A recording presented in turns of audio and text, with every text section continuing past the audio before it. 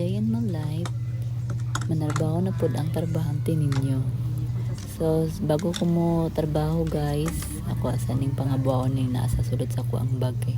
Asa na yung kalata ni ako ang bag, wala na na-arrange. Lagyan na ng mga papel-papel, pati mga toothpick na nadira amura, nagbasurahan ni ako ang sulod sa akong bag. Tak-tak na naputanan. Nya dayon, i-arrange na po na to. Balik atong mga gamit guys.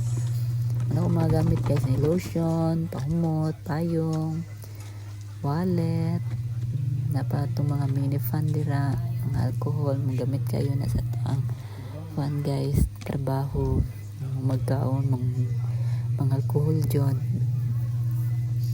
pahumot, kailangan dyan humot yung taman musulod og mall.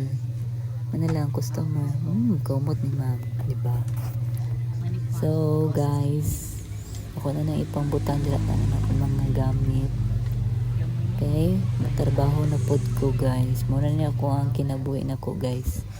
Trabaho, balay, trabaho, balay, trabaho, balay. Ana ra jud ako ang daily routine guys, matag buntag.